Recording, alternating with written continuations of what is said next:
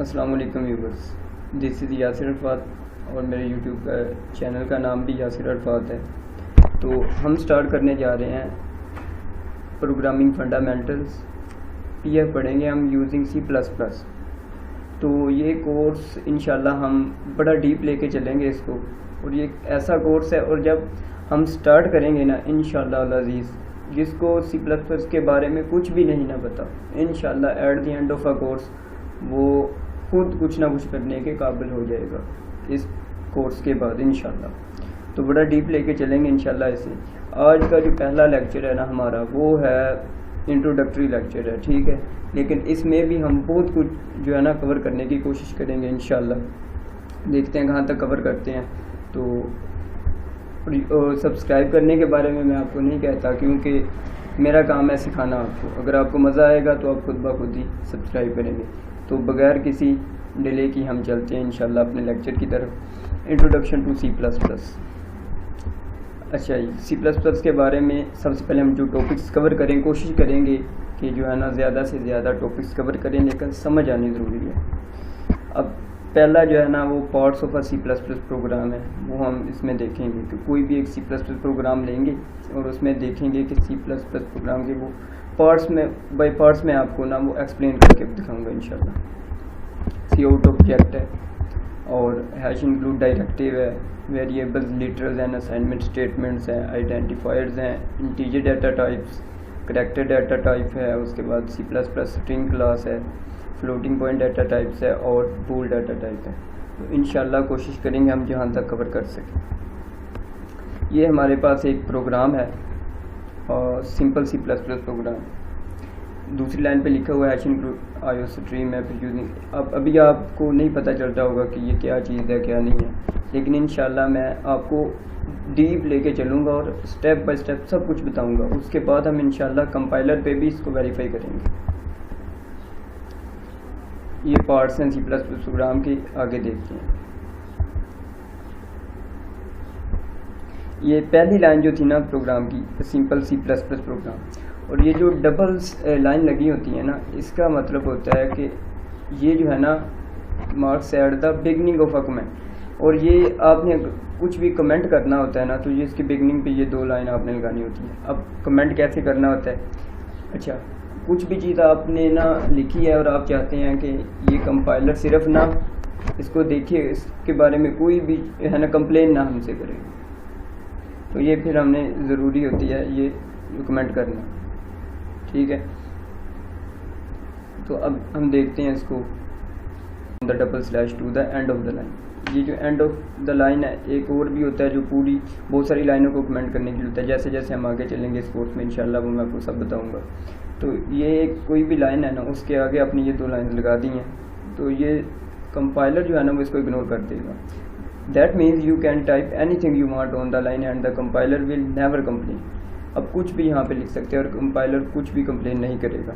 Although comments are not required, ये ज़रूरी नहीं होता कि आप करें या ना करें। ये अपने जो अच्छे प्रोग्रामर्स होते हैं ना, वो अपने प्रोग्राम में कमेंट्स ज़रूर लिखते हैं, ठीक है, ताकि कोई भी लाइन उन्होंने लिखी है उसके बारे में एक्सप्लेन करने के लिए ये होता है। ये हम कंपाइलर पे वेरीफाई भी सब चीज़ों को करेंगे इंशाल्लाह। और आगे चलते हैं।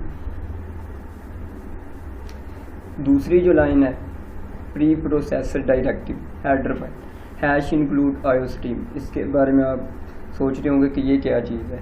तो because this line start with the hash, तो it is called a preprocessor directive. तो जो भी हैश से स्टार्ट होती है इसे प्री प्रोसेसर डायरेक्टिव कहते हैं। और ये हेडर फाइल है, contains code that allows a C++ program to display output on the screen and read input from the keyboard। ये इन जो भी हम कीबोर्ड से इनपुट करते हैं ना कोई चीज़ें, ठीक है, उनके लिए ये ज़रूरी होती है इंक्लूड करना। और आईओ स्ट्रीम से मुराद है IO input output stream. Hash include मतलब इस चीज़ को इंक्लूड कर लें आप।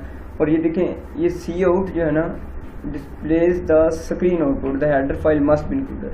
अब कोई भी चीज़ इनपुट की और आउटपुट हमें उधर चाहिए होगी स्क्रीन पे, ठीक है, कंसोल पे, तो उस चीज़ के लिए हैश इंक्लूड आईओ स्ट्रीम ये ज़रूरी है जो हेडर फाइल इंक्लूड करना, ठीक है। The contents of the file are included in the program at the point the hash include statement appears. जैसे ही हैश इंक्लूड स्टेटमेंट अपीयर्स होती है तो ये जो है वो अपने जो कंटेंट्स हैं इसके प्रोग्राम के स्टेटमेंट्स हैं वो सबको इंक्लूड कर लेते हैं, और ये ज़रूरी होता है सी आउट के लिए। अगर आप ये नहीं लिखते हैं और सी आउट आप स्टेटमेंट लिख देते हैं तो ये काम नहीं करेगी। मैं आपको कंपाइलर पे साथ साथ वेरीफाई भी करके दिखाऊंगा। ये हम थोड़ा सा इस एक प्रोग्राम जो हम लेके चलते हैं ना, इसको थोड़ा सा पूरा कर लें अभी।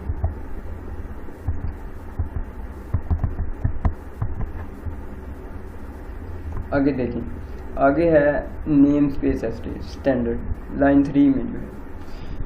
अब यूजिंग नेम स्पेस स्टैंडर्ड इसे कहते हैं। C++ uses name space to organise the names of program entities. अब जो प्रोग्राम एंटिटीज़ है ना, कोई भी चीज़ जो इसमें इंक्लूड की गई उसको ऑर्गेनाइज करने के लिए the statement using name space std declares that the program will be accessing entities के मतलब जो प्रोग्राम है उन एंटिटीज़ को जो इसमें एंटर की हुई हैं, चाहे वो नेम्स भी हैं या जो कुछ भी है, वो इसमें एंटर की वो इसको एक्सेस करेगा और वो पार्ट होंगे नेम स्पेस का। ठीक है, the reason the program needs access to the std name space is because every name created by the iostream file is part of that name space. मतलब कि जो भी iostream इंक्लूड करता है ना, वो इस नेम स्पेस का पार्ट होता है। तो इसलिए in order for a program to use the entities in iostream it must have access to the standard name space. तो इसे एक्सेस ज़रूरी होगी स्टैंडर्ड नेम स्पेस इसकी। तो इसलिए यूजिंग नेम स्पेस स्टैंडर्ड जो है ये भी इसके बाद इंक्लूड करना लिखना ज़रूरी होगा। ठीक है, आगे चलते हैं। आगे क्या है, आगे है मेन। ठीक है, मेन पार्ट आ जाता है, लाइन 5 में है इंट में। This marks the beginning of a function. कोई भी फंक्शन है ना, उसके शुरू पे ये लिखना होता है। Function can be thought of as a group of one or more programming statements that collectively has a name. The name of this function is main and the set of parenthesis that follows the name indicate that it is a function. अच्छा, किसी भी चीज़ के and पे अगर ये दो braces होंगी ना, तो इसका मतलब ये होगा, पैरेंथेसिस जो होंगी इसका मतलब ये होगा कि ये फंक्शन है। और जो इंट है ये स्टैंड करता है इंटीजर को।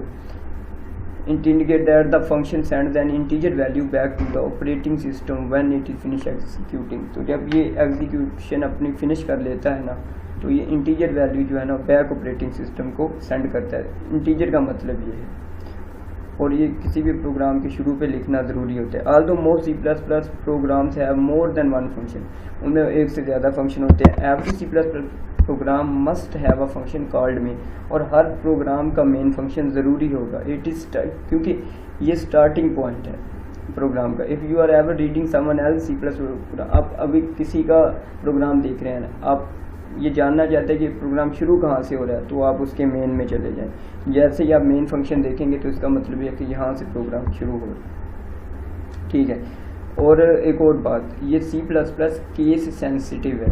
ठीक है, इसमें आप इंट लिखा हुआ है। ठीक है, अगर आप ये टोटल कैपिटल में लिख देंगे और टॉगल केस में लिखेंगे या लिटिल केस में आप लिख सकते हैं इंट, तो इनके मतलब मुख्तलिफ होंगे, ये एक ही मतलब नहीं होगा। जो चीज़ चाहिए होता है that means it regards upper case letters as being entirely different characters than their lower case counter parts.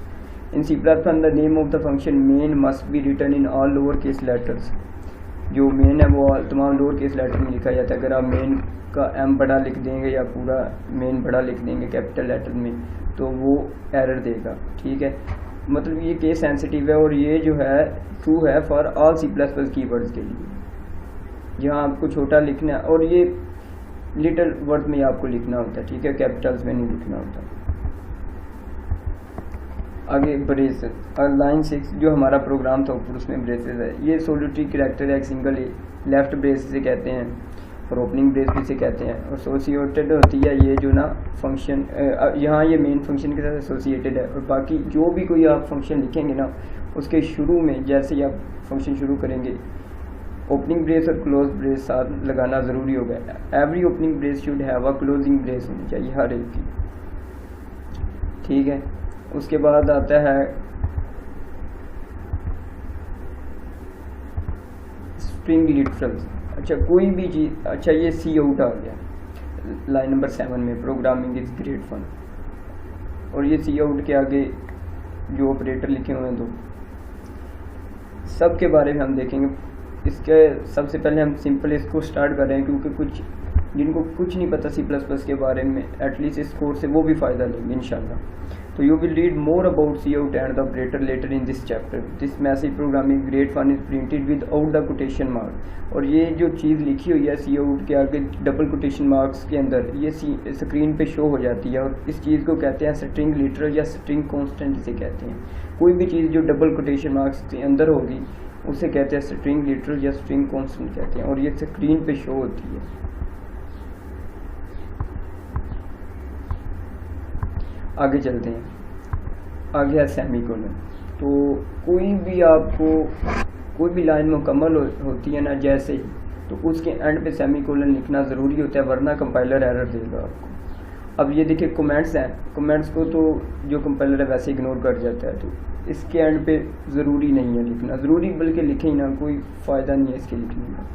Pre processor directives हैं जैसे हैश इंक्लूड स्टेटमेंट, तो simply and at the end line and never require semicolon, ये तो खुद ब खुद complete है ना, तो इसके एंड पे लिखने की ज़रूरत ही नहीं है सेमीकोलन की। उसके बाद इंट मेन है, ये वैसे ही कंप्लीट नहीं है। ये मैं अपने प्रोग्राम की बात कर रहा हूँ जो हम अभी इसको लेके चल रहे हैं, तो इसमें भी लिखने की कोई ज़रूरत ही नहीं है, ठीक है। उसके बाद it might seem that the rules for where to put a semicolon are not clear at all. अब सोच रहे होंगे कि ये तो है कि हर लाइन के जो जैसे ही वो कंप्लीट होती है लिखना ज़रूरी होता है सेमीकोलन। अब ये कुछ ऐसे रूल्स आ गए हैं, आप कह रहे हैं कि इसमें लिखना ज़रूरी नहीं होता है, तो वरी ना करें इसके बारे में, जस्ट कंसंट्रेट करें लर्निंग पर। इंशाल्लाह जैसे जैसे हम आगे जाएंगे आपको खुद ही अंदाज़ा हो जाएगा कहाँ पे आपने सेमीकोलन लगाना है और कहाँ पे नहीं लगाना, ठीक है। और ये सेमीकोलन वैसे ही कंप्लीट लाइन के एंड पे लगाना ज़रूरी होता है। आगे रिटर्न ज़ीरो, ये रिटर्न ज़ीरो सिंपली जो है ना ज़ीरो वैल्यू ऑपरेटिंग सिस्टम को सेंड करती है जैसे प्रोग्राम मुकम्मल होता है। वैल्यू ज़ीरो जो है इंडिकेट करती है कि प्रोग्राम सक्सेसफुली एग्जीक्यूट हो गया, और एट द एंड प्रोग्राम के एंड पे है ब्रेस खाली जो क्लोजिंग ब्रेस है।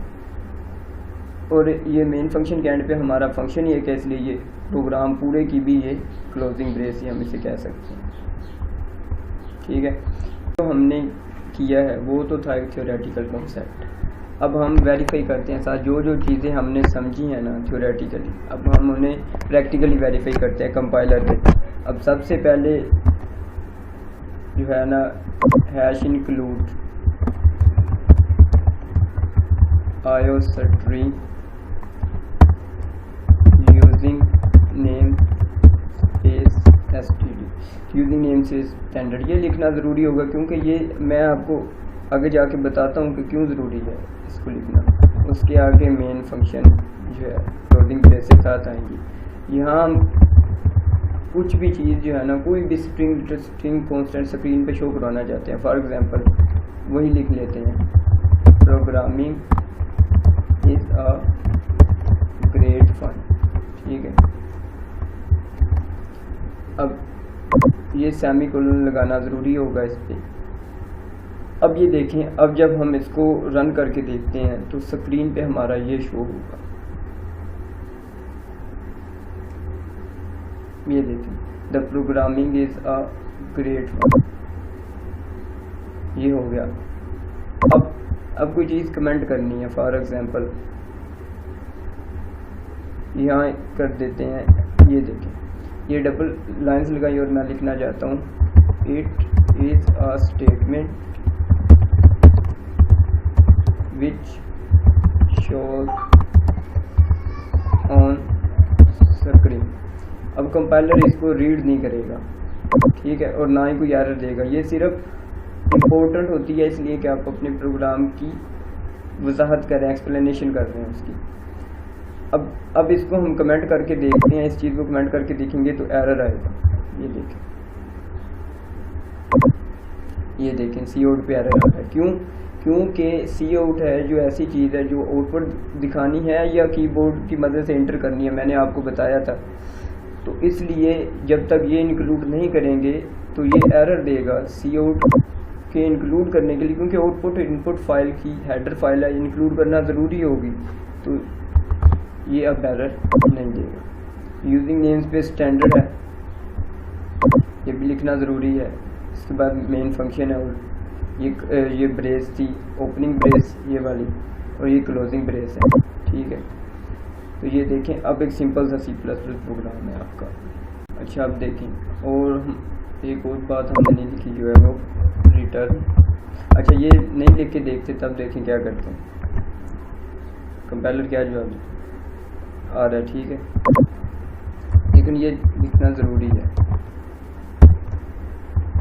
ठीक है। इसका मतलब ये होता है कि आपका जो प्रोग्राम है ना वो कंप्लीट हो चुका है, रिटर्न 0 लिख दिया। अब केस सेंसिटिव या इसको देखते हैं। अब यहाँ में कैपिटल प्रिंट लिख दिया, मतलब ये देखिए अब एरर दे रहा है, और एरर क्या दे रहा है कि इंट इज़ अनडिफाइंड, क्योंकि ये कैपिटल में नहीं है, ये लिटिल केस में लिखेंगे तभी ये लिखें, अब एरर नहीं देगा।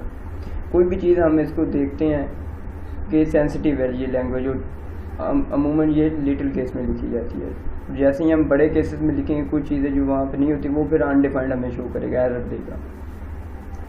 तो लेक्चर काफ़ी लंबा हो चुका है, जाना तो हमने अभी बहुत आगे तक काफ़ी कुछ चीज़ें सीखनी थी, लेकिन लेक्चर क्योंकि लंबा हो गया इंशाल्लाह, तो नेक्स्ट लेक्चर में मिलते हैं इंशाल्लाह। यहाँ से स्टार्ट करेंगे जहाँ से छोड़ा हमने। उम्मीद है कि आपको C++ जिसको कुछ भी नहीं आती थी, ठीक है, कुछ ना कुछ अंदाज़ा हो गया होगा। और वैसे भी ये पहला लेक्चर है, तो डोंट वरी हो जाएं, इंशाल्लाह जैसे जैसे आगे जाएं आपको सब कुछ क्लियर हो जाएगा। तो इंशाल्लाह मिलते हैं नेक्स्ट लेक्चर में।